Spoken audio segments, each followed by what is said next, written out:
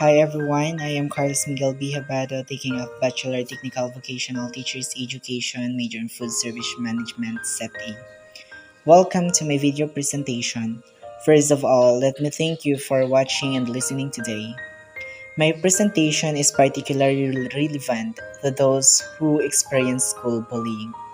As you can see on the screen, our topic today is all about school bullying that we should stop. This presentation it will take about few minutes to cover these issues. So let's start our discussion. According to the research of RIGVI and Australian Council for Educational Research 2010, the issues associated with bullying and violence in school is seen to be rampant even in the community. These issues are related to threats, physical aggression and harassment and teasing. However, it is important to note that the behavior should not be accepted as it is an antisocial behavior, which destabilizes the quality of school environment. At the same time, it is responsible for interfering with academic performance of the students and social interaction. There are those students that will find themselves suffering from physical and emotional trauma, which may lead to extreme cases of violence. Therefore, the main aim of this presentation is to condemn the acts associated with bullying and come up with strategies that can be applied by both the parents and the school to stop the acts of bullying and violence in school and the community. At the same time, this presentation will look at the facts associated with bullying and the reason why students engage themselves in the act in order to come up with a suitable strategy. One of the most fundamental things is to understand the reason as to why majority of the adolescents' children becomes bullies. The term bully is used to ascertain and explain an individual who engage himself in verbal, physical or psychological harassment or aggressions towards others. The main reason for them to exchange in such behaviors has always been to gain dominance and power over the other individuals. Three main issues usually point out the reason as to why the children might pick up the bullying traits. The first issue is associated with family factors whereby the children might not receive the required supervision from the parents. Children who witness the act of bullying by their parents or siblings have the highest chances of being bullies themselves as they grow up. The children who have negative concepts and perceptions in life are explained to receive the same at home, which sometimes accompanied by physical punishment. They always live in fear and will find themselves attacking others before they are attacked as a form of protection. As they bullying the others, they feel comfortable as it is the only way they can experience importance and the power. The second issue is associated with school factors whereby the traits is reinforced as the children intimidate their counterparts. The students that receive negative feedback all the time as compared to other students are vulnerable to become bullies in order to be recognized.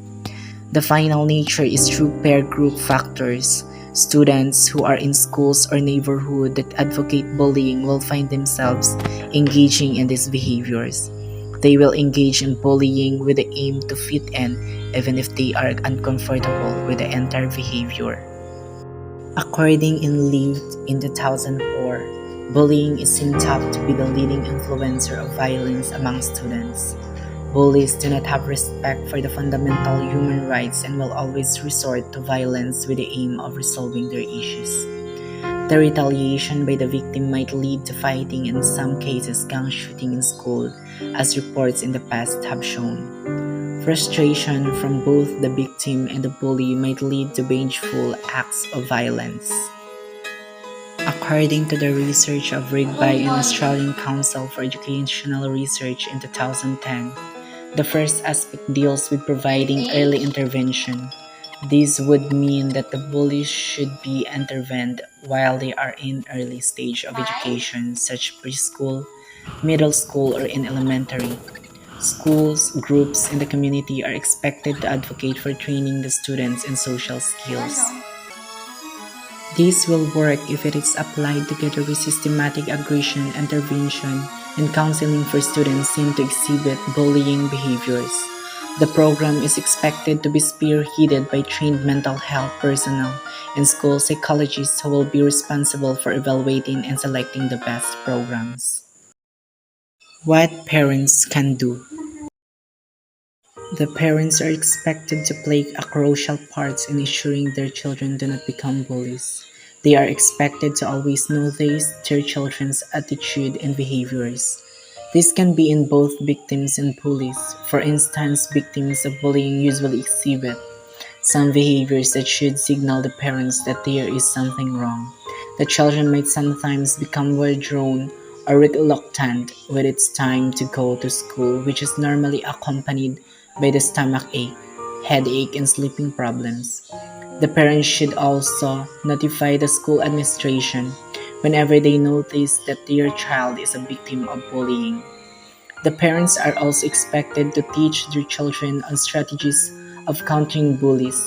The strategies might range from standing up for themselves and confronting the bully with words which might not lead to violence. Children are also required to possess good social skills whenever they are young.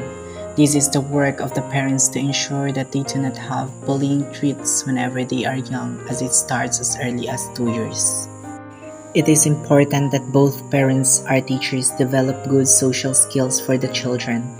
Bullying traits starts from home and will be exhibited in schools. Therefore, there should be strategies and programs set by both parents and teachers.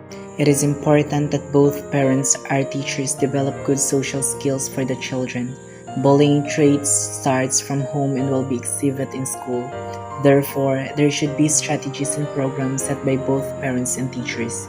It is essential that adults construct an environment both in school and homes that will not be conducive for any act of bullying. It is not inevitable that all the children that are growing will have to bully their counterparts. This is a trait that is normally influenced by the people surrounding the students at home, school, peer groups, and the content of the media. Nevertheless, the traits can be prevented or untrained by the individual concerned.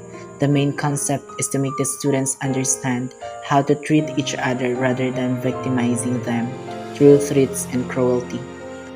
So that the reason as to why this presentation takes a firm stand on acts of bullying is due to the fact that the life of the victim is interfered with sometimes permanently.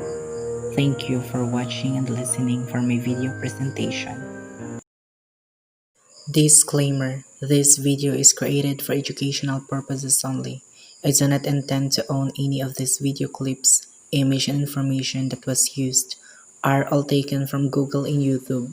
Credits for the rightful owners at the end of the video. Thank you and mabuhay.